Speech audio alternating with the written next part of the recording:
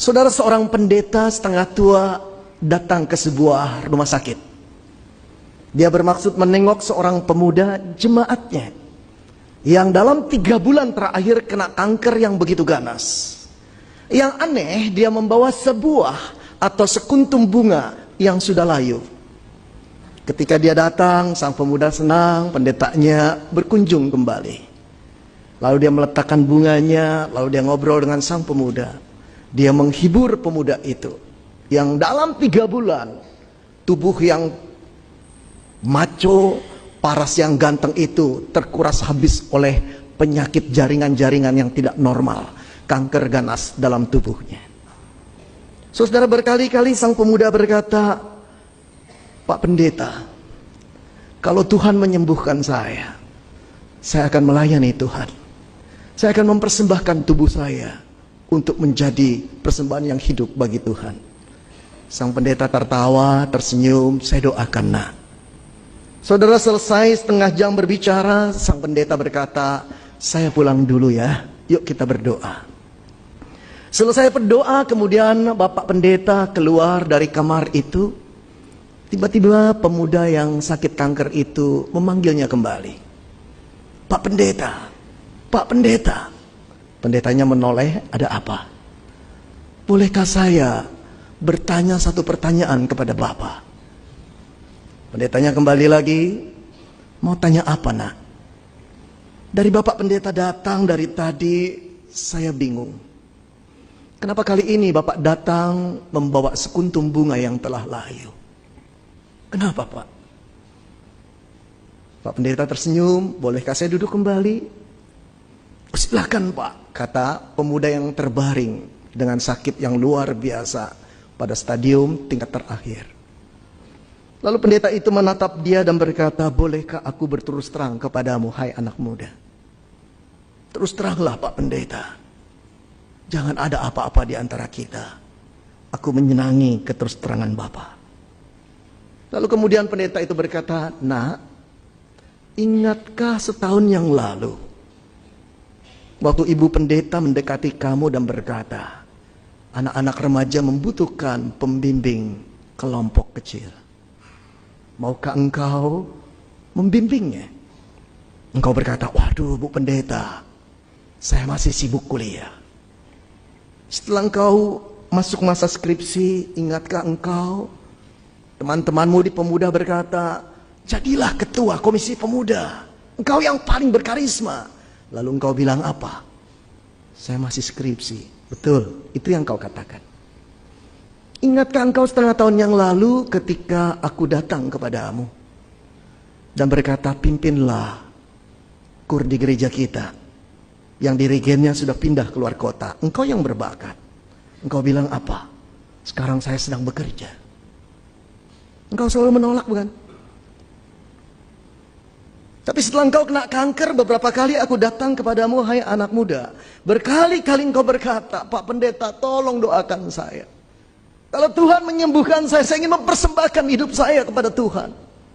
Hai anak muda, dengarkan aku. Engkau sedang memberikan Tuhan sekuntum bunga yang sudah layu. Apakah kau pikir Tuhan hanya layak menerima sekuntum bunga yang telah layu? Pemuda itu terdiam, dia tertunduk, dia menangis. Keras itu kalimat, tapi benar adanya. Benar adanya. Dia cuma berjanji kepada Tuhan kalau Tuhan menyembuhkan. Dia mau menjadi pelayan Tuhan, dia mau melayani Tuhan, saudara. Tapi dia sedang memberikan tubuh yang sisa kepada Allah penciptanya. Pengemiskah Allah? Pengamen di tengah jalankah Allah? Selayak itukah dia diberikan sisa tubuh, sisa kesehatan? Di mana masa pemuda itu sehat, cemerlang otaknya, bagus masa depannya? Di mana dia? Dia sedang sibuk dengan ambisinya, cita-citanya, keinginan dirinya sendiri. Saudara, banyak orang Kristen seperti itu di hadapan Tuhan. Ketika mereka diminta melayani, nggak usah lah, janganlah, aku masih sibuk lah, nanti saja. Kapan nantinya? Kapan nantinya? Setelah alat pacu jantung masuk dalam tubuhmu, setelah selang-selang infus menusuk nadi-nadimu, kapan nantinya? Setelah kena stroke, lalu berkata, Tuhan pakailah aku Tuhan. Sekarang tinggal Tuhan berkata, nanti dulu. Kau kira aku hanya layak menerima barang bekas.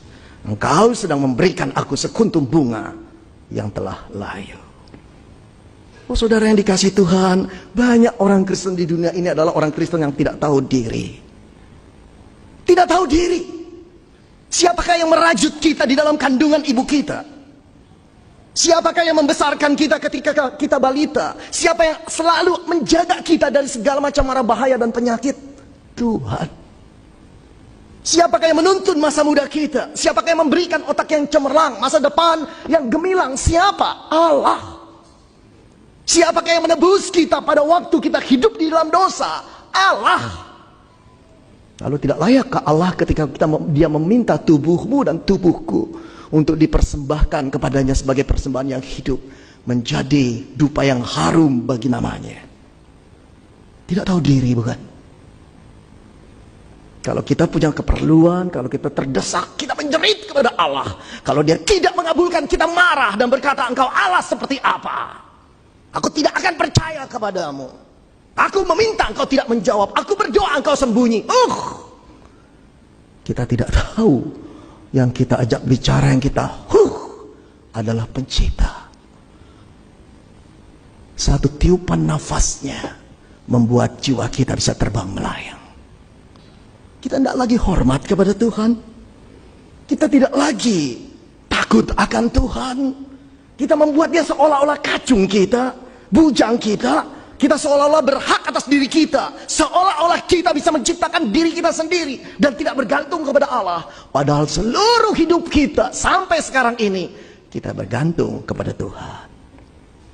Oh saudara, karena itu Paulus mengingatkan jemaat atau orang Kristen di kota Roma untuk tidak main-main dengan Allah, untuk memuliakan Tuhan dengan tubuhnya. Karena itu dia berkata,